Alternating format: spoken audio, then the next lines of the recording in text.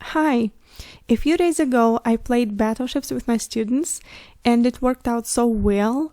And then I asked teachers on Instagram if they knew anything about that game or if they had played it online. But I found out that a lot of teachers hadn't played it, so I decided to share, and this is the game actually. This is what a student sees when he or she enters the game.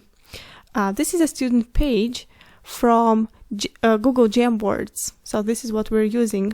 Jamboard.google.com. It's absolutely free to use. You just share this document with them. And if we now look through other pages of that document, you will actually see the result of the game. So look. That was quite fascinating actually, and useful. And we even had an absolute winner. Look, all ships were found. Well, and so on. Of course, this game has to be played in pairs, just like regular battleships. Now, in case you're not familiar with the way the game goes, let's look through the rules first, and then we'll see how to recreate it. So, we have two identical fields. The only difference is the color, and that's just done for convenience. For example, the left field is the player's field, and here's the player's name. This is the field where you place your ships. The field is not very big, so I decided to have just 3 kinds of different ships. 4 for 1 square, 2 for 2 squares, and 1 for 3 squares. And the other field is the field where you will call out coordinates and you will mark your hits or misses, whatever it is. As you can see, this game is not a traditional battleship game, so you don't have any numbers or letters. When you want to call out coordinates, you ask a question or read a statement. For example, I look at the field and I think that my opponent's ship is somewhere here. So I have to read a complete question. For example, is there a gym near your home? And then my opponent has to listen to the question carefully to see if there is a ship here, and if there is a ship, they should say, yes, there is. If there's no ship there, they say, no, there isn't. So, when students answer questions or read statements, like here at the end of the field, they don't have to think about themselves and answer some, using some true information. They just have to see if they have ships there. If they have, the answers will always be yes. If no, the answer will be no. That's it. That's the only criterion. And then if my opponent answers yes and says, for example, hit, I have to go to the cross sign, duplicate it, because it's just an example of a sign, and move it here. And then I call out coordinates again. And like this, I place all crosses. Yeah. So I always duplicate one and then move them. If my opponent says no, there isn't, then I have to mark that I missed it. So I duplicate this blue paint and then move somewhere, for example here. Well, and so on. When my opponent has a turn, and then, for example, he or she hits my ship, I can do the same. I duplicate a cross and place on that very spot, so I can see how many ships I have left. Well, and so on and so forth, and the game goes. Oh, by the way, in the very beginning, when players have to place their ships on the field, we have those frames here, so we do it the same way. Yeah, we duplicate frames and then we just drag and drop it. For example, this is my first ship and this is my second one, and well, for example, this one is my third one. You can also turn them, so it's not necessary to place them always vertically. Look, you have a turn sign right here, so if you just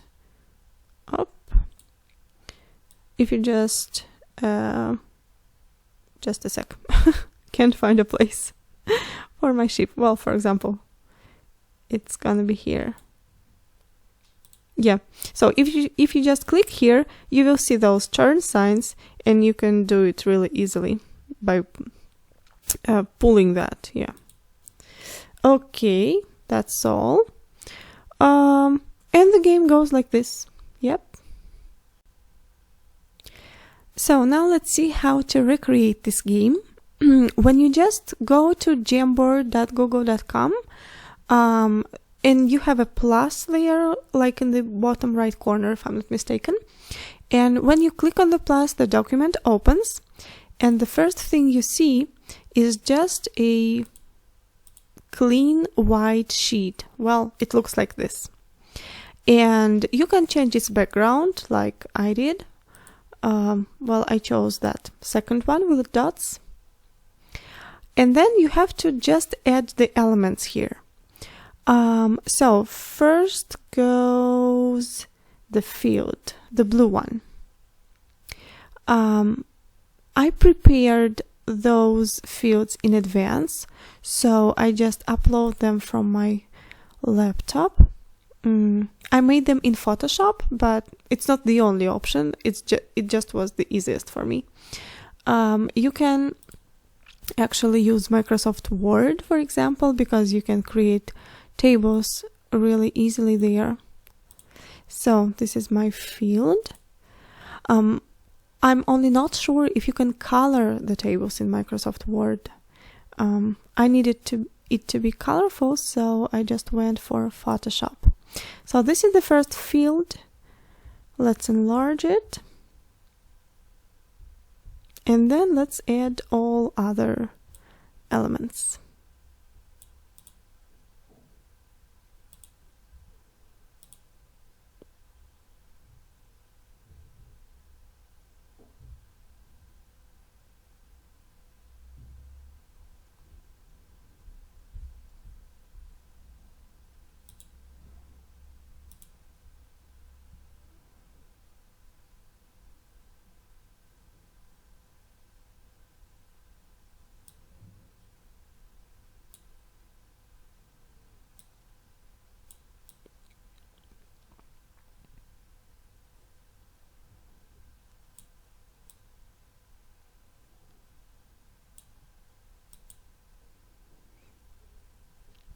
Now, I put a student's name here, so each student can check that they are exactly on their page, not on somebody else's page.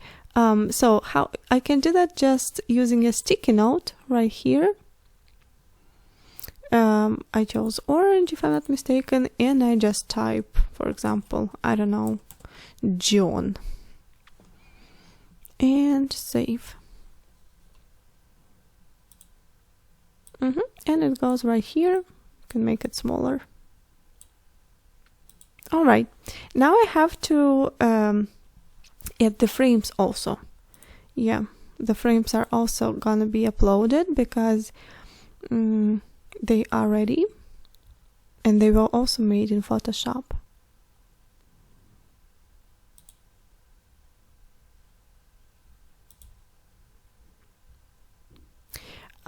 A little inconvenience here is that if you upload anything, you can just do it one image at a time. So there's no bulk uploading, unfortunately. It would be so much easier. But no. We have to do it one by one.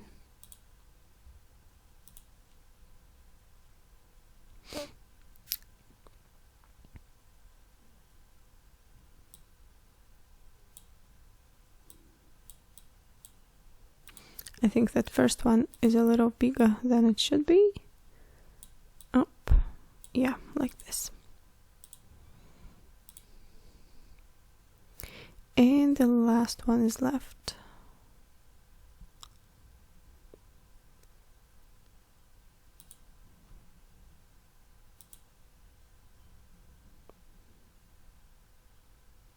And then after that we can, after that we can upload crosses and those paints and probably some decorative elements like 2 little ships that I had.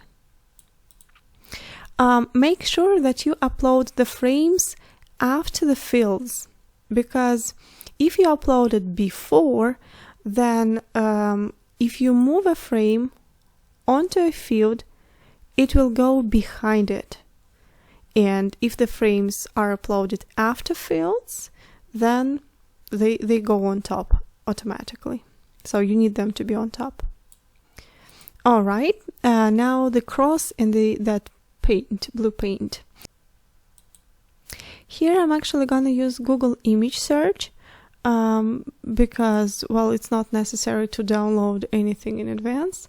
So what did I need? Ticks, yeah? Oh, not ticks, crosses. But I typed tick and cross and then PNG, so it has a clear background. I need it to be transparent, otherwise it won't look good. Tick and cross PNG. So let's have a look. It was somewhere, well, this one looks transparent. This one is the exact example that I used. So let's add it. Yeah, you can see it's completely transparent, looks good. Okay, and it goes underneath. All right, and the other one was the blue paint spot, yeah. It's not necessarily, I mean, it shouldn't necessarily be blue. I just chose that color, I don't know why. So, blue paint spot. I think that's what I typed. Yeah, kind of. And you can choose anything that you like, but again, remember that it should be transparent. Well, for example, this one. Let's check its background. Yeah, it's transparent too. So sometimes when you don't type PNG, it already shows you transparent pictures. Okay, and it'll go here. What else is missing? I had a couple of ships, just, you know, as a decorative element. So I typed cartoon shape GIF. Yeah, because I wanted it to move, you know. Well, and you can take any ship. I don't know. Let it be. Oh, this is my ship, actually.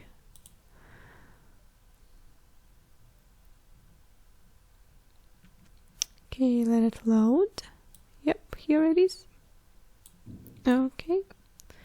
So it was right here, and then I duplicated it, and it was right here as well. Okay, I think that's it.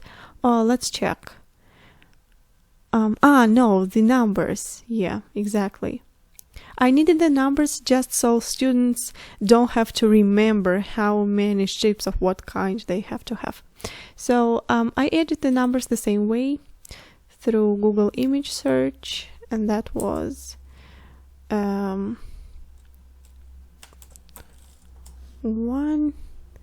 4, and 2, if I'm not mistaken. Well, here there is a lot of choice, you know, you can choose anything. Well, for example, this one.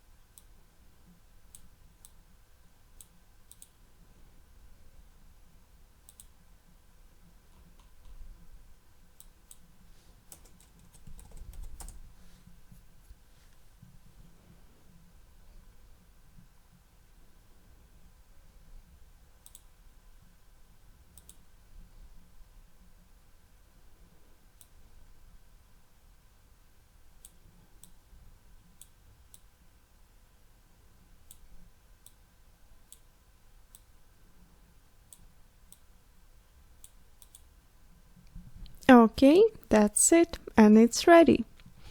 So I created how many? 5 pages in the same document for my students.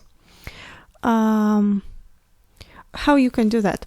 When you have your first page, you can also duplicate that. Have a look. You can open the menu on top, and here are all my pages. So I can just click on the first one, duplicate, and it's going to be right here. I think it froze. Yeah, now it's copied. So then you just go to that second page, change your student's name, and you're ready. Freezes a little bit. Here you go. Emily. Well, and so on and so forth. And then when you want to share it with your students, you need to go to the share button, open it, and this is already shared. So here you will have private access, so you have to change it. Yeah, you click on change on anyone with the link, and then make sure that you set can edit, because initially it is can view. So if you don't click can edit, your students will not be able to move or copy anything. So they have to have this option on, and then save. And here's your link. This is a link to the full document. So when your students follow that link, they will see the complete document.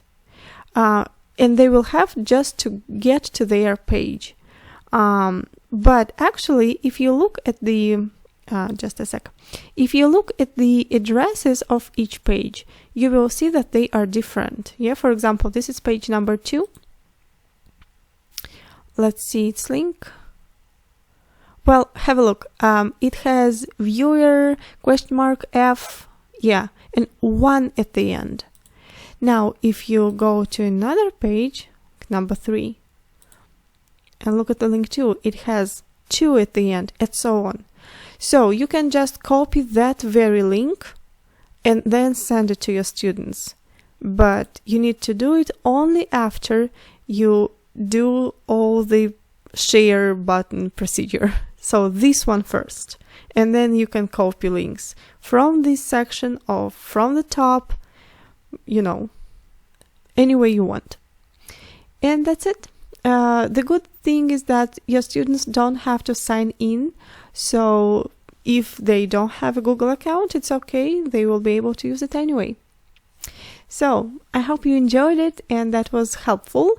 By the way, let me know in the comments if you want to get the templates, these fields and the frames. I can just share them with you, or I can share this Jamboard if you want. But I hope that after this tutorial you will be able to create a Jamboard yourself, but feel free to let me know if you need the templates. Okay, thank you and have a great day.